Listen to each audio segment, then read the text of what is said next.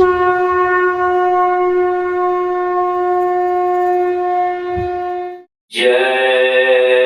गुरुदेव। गुरुदेव। जय गुरुदेव। जय गुरुदेव। लगनिया लगावा गुरु मिली है जरूर। लगनिया लगावा गुरु मिली है जरूर। लगनिया लगावा गुरु मिली है जरूर। लगनिया लगावा गुरु मिली है जरूर। लगन लगाई वो मीरा रानी। लगन लगाई वो मीरा रानी। जहरवा के अमृत बनई है जरूर। जहरवा के अमृत बनई है जरूर। लगनिया लगावा गुरु मिली है जरूर। लगनिया लगावा गुरु मिली है जरूर। स्वामी चरण से तू प्रीत कर प्यारे। स्वामी चरण से तू प्रीत कर प्यारे। चरनिया में आसरा दे है जरूर। चरनिया में आसरा दे है जरूर। लगनिया लगावा गुरु मिली है जरूर। लगनिया लगावा गुरु मिली है जरूर। नाम की कमाई जब हम करबे। नाम की कमाई जब हम करबे। शब्द की डोर लट कई है जरूर। शब्द की डोर लट कई है जरूर। लगनिया लगावा गुरु मिली है जरूर। लगनिया लगावा गुरु मिली है जरूर। दुनिया का झूठा पसारा जब हटी है। दुनिया का झूठा पसारा जब हटी है। सरनिया में स्वामी ले है जरूर। सरनिया में स्वामी ले है जरूर। लगनिया लगावा गुरु मिली है जरूर। लगनिया लगावा गुरु मिली है जरूर। जय गुरुदेव। जय गुरुदेव।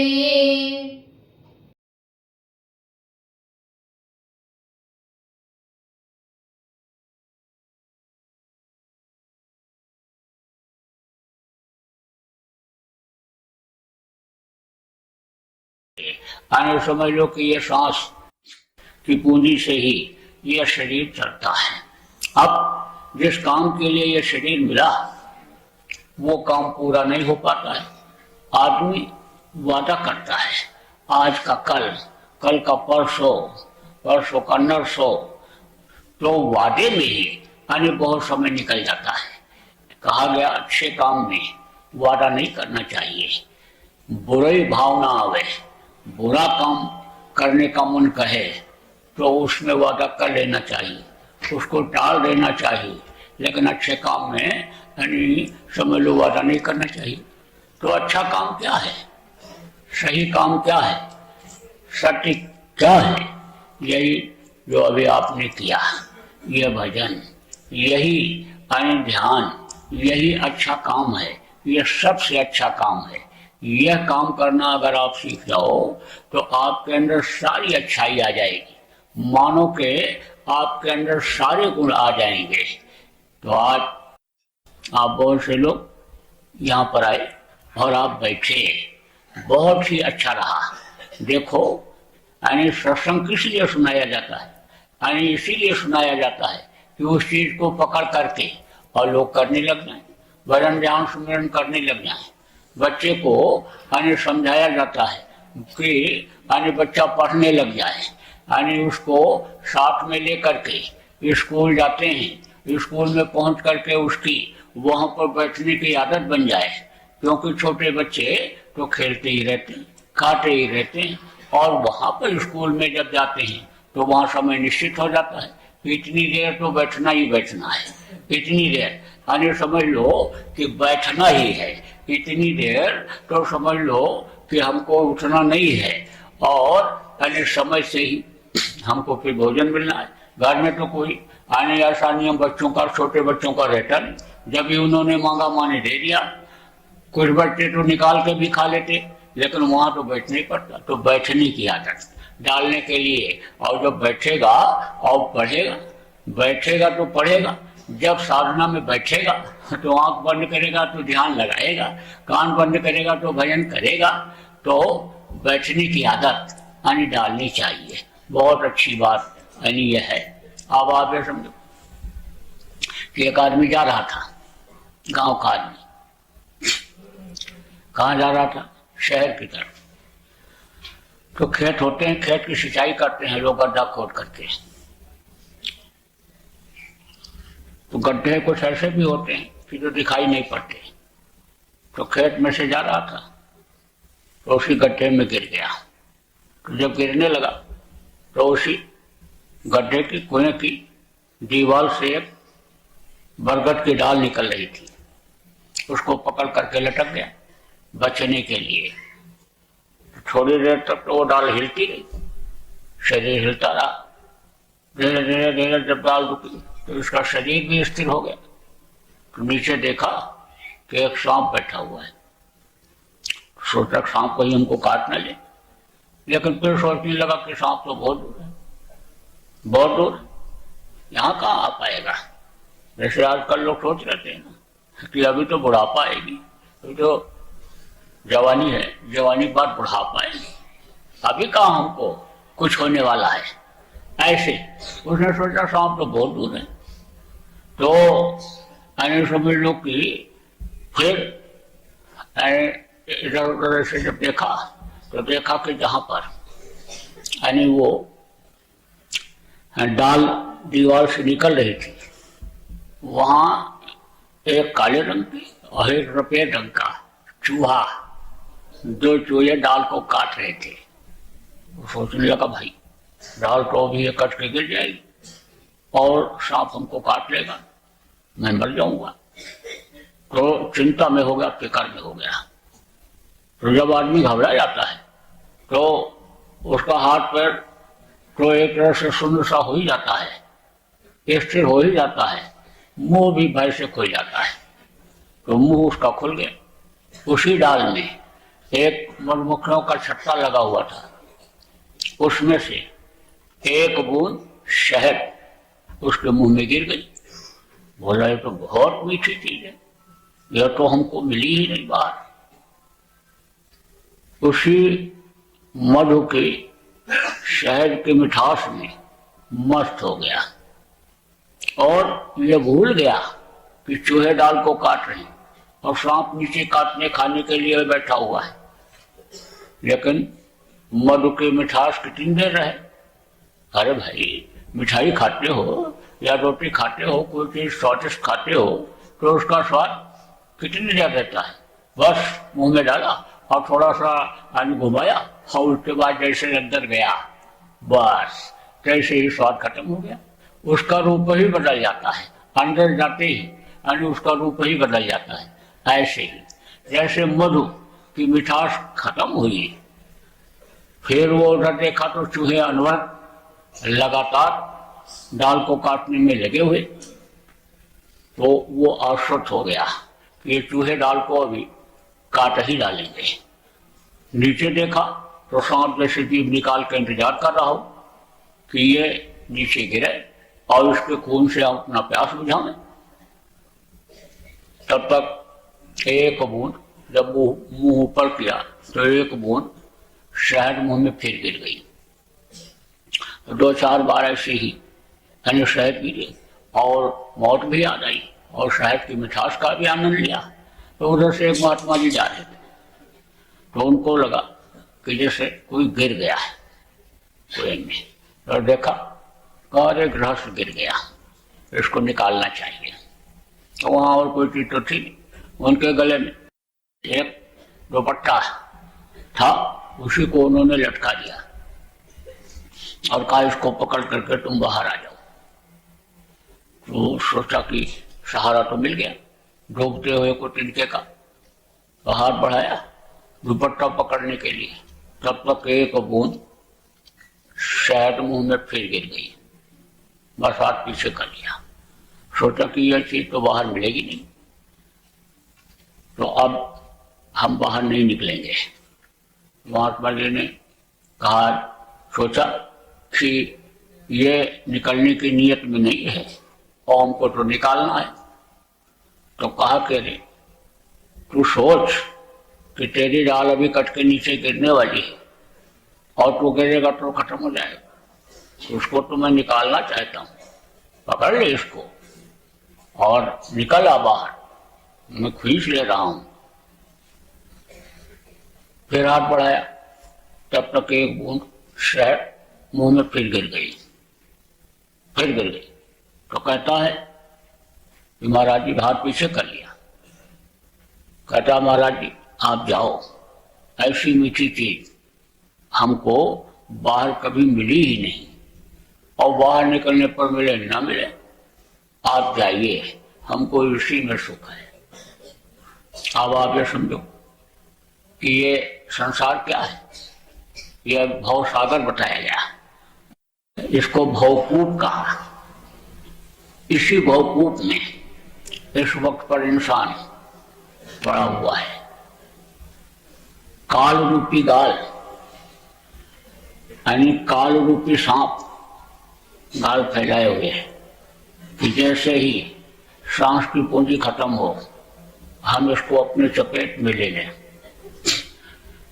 दिन और या रात जो आते हैं, रात काली और दिन सफेद, ये दिन और रात रूपी चूहे उम्र को काट करके खत्म कर दे रहे, लेकिन माया रूपी मद में, इंद्रियों के भोग में इस वक्त पर आदमी मस्त हो गया कि बार बार आवाज लगाने पर भी चैतन्यता नहीं आ रही।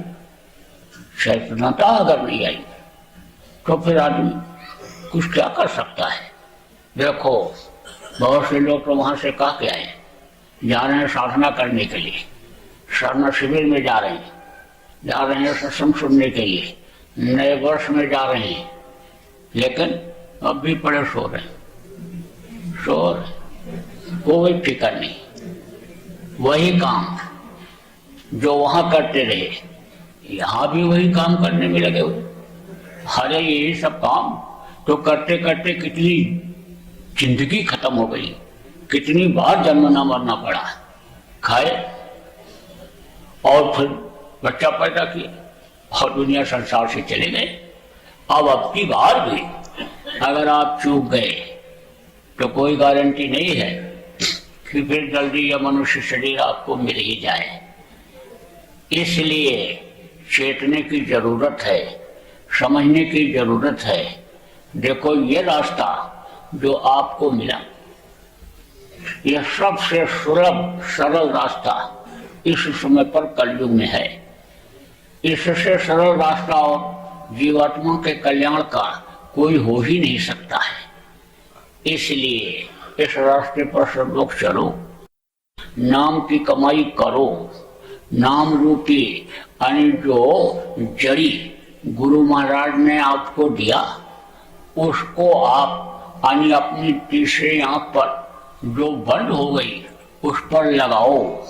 जब दिव्य दृष्टि आपकी खुल जाएगी तब आपको सब कुछ पता लगने लग जाएगा कि कितनी उम्र हमारी यानी खत्म हो गई और कितनी बाकी है।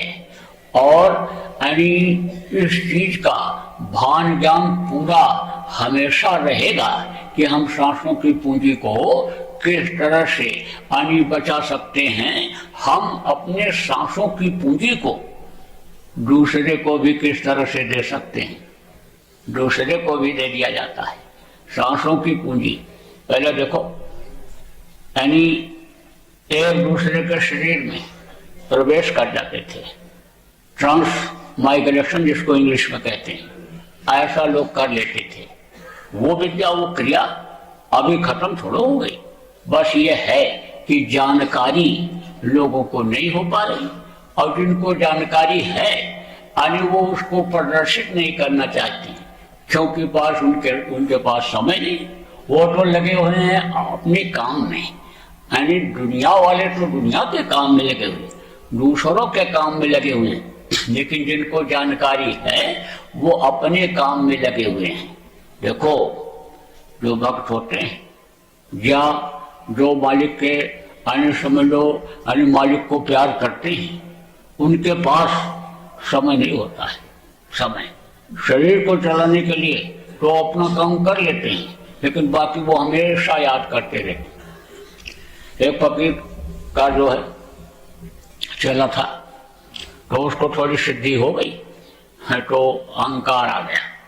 तो गुरु जी से कहा कि इस समय तो मैं ऊपरी तबक का सैर कर रहा हूँ, बहुत आनंद आता है, और हमने ये सिद्धि ये प्राप्त कर लिया, अरिमा गरिमा महिमा लघुमा ये सिद्धियां यानी मैंने अपने मुट्ठी में कर लिया।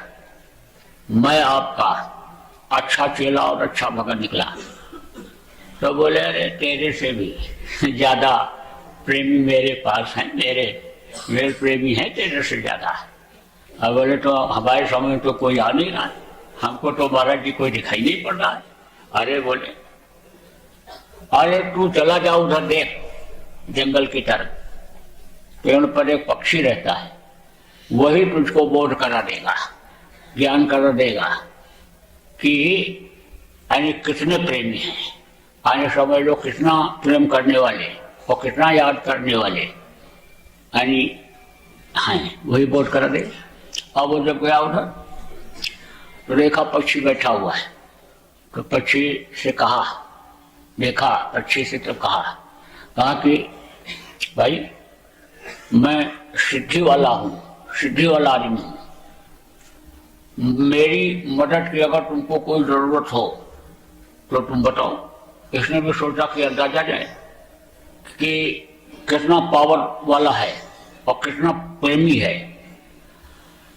तो पंछी ने कहा कि देखो, तुम हमारे मालिक के पास से आए हो, जिनको मैं प्रेम करता हूँ, जिनके शरीर में आने मालिक प्रवेश किए हुए हैं, उनके पास से आए हो, तो मैं आपसे बात कर रहा हूँ, नहीं तो मेरे पास बात करने का भी समय नहीं है। मैं तो हमेशा मालिक की ही याद में रहता हूँ। तो बोले कि वो तो बात ठीक है, लेकिन मदद तुमको क्या चाहिए ये बताओ। आप तो पक्षी हो, हम आदमी, आपकी हम मदद कर सकते। तो कहा, देखो वो गेहूं का खेत है और उसके उधर एक तालाब है, उसी तालाब को आप यहीं पर हमारे सामने ला दो, हम उसी में पानी पी लिया करें। तो बोले, तो तालाब कैसे वहां से आएगा? बोला, तालाब नहीं आएगा तो फिर आपके अंदर कौन सी शक्ति है? मेरे पास देखो समय बिल्कुल नहीं है, आप मेरा समय बर्बाद मत करो।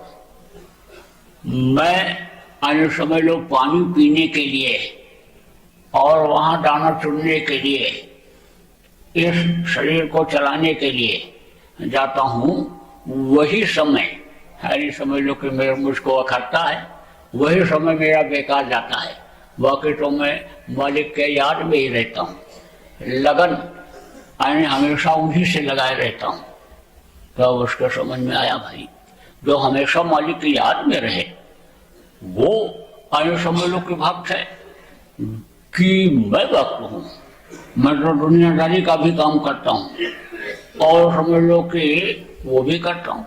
तो अब आप इस बात को समझो कि हमेशा कहा गया कि यहाँ दम दम पर होते हैं सिरदे, सिर उठाने की फुर्सत नहीं है। इश्क वालों ने कब वक्त देखा तेरे सिरदे में पाबंदियां हैं, यहाँ दम दम पर होते हैं सिरदे, सिर उठाने की फुर्सत नहीं है। तो दम दम का सिरदा का मतलब क्या होता है? हमेशा मालिक को सामने रखो और हमेशा उनको याद करते रहो। अब ये कब संभव होगा कि जब उनको अंतर में देख लोगे, उनके रूप को अंतर में बसा लोगे, हृदय में जब आप बसा लोगे, अब वो आपके सामने रहेंगे। जिस आंख से उनका दर्शन होता है, दिव्य दृष्टि से तीसरी आंख से जब वो आपकी खुल जाएगी, तब वो आपके सामने रहेंगे, हमेशा सामने रहेंगे, हमेशा उनको याद करते रहो। फिर आपको अपने पर भी विश्वास हो जाएगा, उन पर भी विश्वास हो जाएगा। आप बहुत से लोगों को तो अपने पर ही नहीं विश्वास है, गुरु पर कैसे विश्वास करोगे? इसलिए यानी दृढ़ता लाने की जरूरत है, विश्वास करने की जरूरत है, पक्का विश्वास करने की जरूरत है, भक्ति लाने की जरूरत है, प्रेम करने की जरूरत है उस मालिक से। तो ये यानी सबसे सीधा सरल रास्ता है और ये साधन है। यानी समझ लो कि ये साधना जो आप करते हो ये साधन है मालिक से मिलने का, मालिक से प्राप्त करने का। तो यहाँ तो आपके समझ में आ रहा है, सुनते भी हो बड़े प्रेम से और रहते हो तो करते भी हो, लेकिन जाने के बाद इसको भूल जाते हो। और वहां जाने के बाद फिर वही नमक रोटी, वही सब दिखाई पड़ता है, दाल रोटी, और वही 99 का चक्कर, और उसी में आप फंस जाते हो। अब 99 चक्कर क्या है ये भी बता दें आपको। एक सेठानी थी और उसके पड़ोस में एक गरीब औरत रहती थी। तो जब खाना पीना दोनों बना लें तो बैठे बातचीत करें, तो सेठानी पूछे कि तुमने क्या बनाया? तो कभी कहा पुआ बनाया, तो कभी कहा पूरी बनाया, तो कभी कहा मिठाई बनाया, तो कभी हलवा बनाया, कभी खीर बनाया। यही कहा है रोज कुछ न कुछ बढ़िया चीज, नई चीज बताओ। तो एक दिन सेठानी ने कहा सेठ से कि रोज नई नई चीज बनाती है और हम लोग सेठ आदमी, हम तो बस वही रोटी दाल सब्जी खाते हैं, और देखो वो रोज बढ़िया बढ़िया चीज बनाती खाती है। तब सेठ जी ने कहा कि उसको 99 का चक्कर नहीं है। और सेठानी तुमको 99 का चक्कर है, हमको 99 चक्कर है। तो सेठानी ने कहा ये बताओ कि 99 चक्कर क्या होता है? तो बोले अच्छा बता देगी। अरे आज तू बता क्या दोगे, आज ही बता दो। तो बोले अच्छा 99 रुपया गिन तो। तो उस समय चांदी के सिक्के चलते थे, 99 रुपया गिना और कहा अच्छा इसको पुतली में बांध करके और जा उसके आंगन में फेंकिया। तो कोई फेंक आई। अब सुबह जब उठी झाड़ू लगाने लगी, पड़ोसी जो गरीब औरत थी, तो देखा उसको पुतली मिल गई। पुतली मिल गई तो अब तो चांदी के रुपए हैं, इतना रुपया तो देखा नहीं था। अब वो जल्दी से उठा करके ले गई और अपने पति को जगाया और कहा देखो ये इतना मिल गया। और 10-10, 5-5 करके ऐसे गड्डी लगाए और गिने तो बोले तो 99 है, 99। और 99 रुपया रख लिया संभाल करके। फिर सोचने लगे कि देखो अगर थोड़ा सा पैसा बचा लें आमदनी में से तो ये 100 हो जाएगा। तो बस कटौती करना शुरू कर दिया। हाँ, पुआ पकौड़ा तो गया, सब्जी भी आदि किसी दिन बने किसी दिन ना बने, और फिर इकट्ठा किया और इकट्ठा करके फिर 100 किया। बहुत खुश हो गए कि देखो हमारे पास 99 से 100 हो गया। अब बोले कि अब और बचाएंगे, तो और बचाएंगे तो कपड़ा नहीं भी बनवाएंगे, फटा भी पहन लेंगे, कुछ दिन तक और पहनेंगे। हाँ, तो कुछ दिन तक उस तरह से बचाए। तब 101 हुआ। तब जब कुछ समय बीत गया तो सेठ ने कहा, सेठ से सेठानी ने कहा कि 99 फेंकवा दिया आपने, अब बताओ कि 99 का कुछ बताया भी नहीं और रुपया भी हमारा चला गया, तो आप कुछ बताओ तो कि 99 का क्या मतलब निकला। तो कहा कि आपको पूछना उससे पूछना कि आज क्या बनाया है, कल क्या बनाया, कल पूछना सुबह उठना। तो दोपहर में अपना खा पी करके जब सेठानी निकली, वो भी निकली, तो पूछा कि अरे कुछ बनाया? हाँ बनाया। क्या बनाया? अरे कहा चटनी पीस लिया और रोटी बना लिया, चटनी रोटी खा लिया। तो सेठानी ने बताया सेठ से, कहा देखा तूने, ये है 99 का चक्कर, ये है 99 का चक्कर। ये होता है कि 99 का 100 और 100 का 101 और ये और फिर 1000 और फिर लाख और फिर करोड़ और फिर उसके बाद अरब खरब, और अरब खरब वाला कहता कुबेर का खजाना भी को मिल जाए। तो कहते हैं कि यह है लालच। लालच बहुत बुरी बला होती है, लालच तो करना ही नहीं चाहिए। परमार्थ की लालच करो, एक उसकी लालच करो कि जो सबको देता है, सबसे यानी समझ लो कि प्रेम करता है, और आप ये समझ लो कि जो प्रारब्ध का नहीं भी होता है वो भी दे देता है, उससे प्रेम करो। कहा गया सत्य पुरुष की आरसी और संतन की ही दे, और लखना चाहो अलग को तो इन्हीं में लख ले। संतों में वो पावर मालिक की रहती है। गुरु महाराज में पूरी पावर थी। गुरु महाराज को याद करो, आप भी शरीर में तो नहीं है लेकिन आपके साथ हैं। इनको बराबर आप याद करते रहो तो आपको दया मिलती रहेगी, धार मिलती रहेगी। तो देखो अब इतना टाइम ज़्यादा नहीं, दिन में 2 बजे और लोग आएंगे, नए लोग, उनको सुनाया जाएगा और यानी नामदान भी दे दिया जाएगा। फिर शाम को फिर मौका मिलेगा तो फिर सुना देंगे। सुनते रहो, और एक कान से सुनो दूसरे कान से निकालते रहो। अरे सुनते रहो तो ढूंढते रहो, सुनते रहो तो ढूंढते रहो, और ढूंढ करके निकाल लो यानी रास्ता। जैसे रुई को ढूंढते हैं और ढूंढते ढूंढते एकदम पतली कर देते, और जितने ढूंढते हैं उतने गर्म हो जाती है वो। ऐसे ही ढूंढते रहो, ढूंढते रहो तो ढूंढते ढूंढते कीमती चीज मिल जाएगी। आप ढूंढने से ही तो कीमत बढ़ती है रजाई की। ऐसे ही ढूंढते रहोगे तो कीमती चीज आपको मिल जाएगी। बैठने लग जाओगे, अभ्यास करने लग जाओगे, दया मांगने लग जाओगे, सीख जाओगे गुरु भक्ति क्या होती है, तड़प किसको कहते हैं, सब सीख जाओगे। खबर रोजी में काम बन जाएगा। देर लगती है, देर नहीं लगती, पल में पल भर में लग जाओ।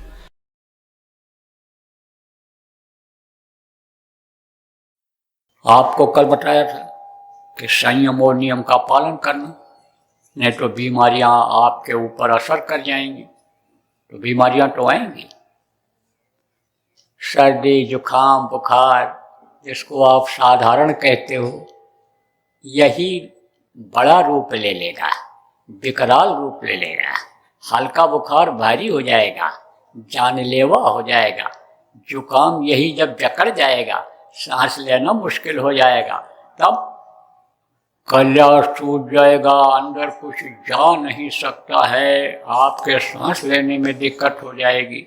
इसलिए संयम और नियम का पालन करना, ठंडी गर्मी और ये चीज़ें जो यानी जितना ही बर्दाश्त करने के लायक शरीर है उतना ही आप बर्दाश्त करना, बाकी बचे रहना, तो बीमारियां भी आएंगी। जय गुरुदेव।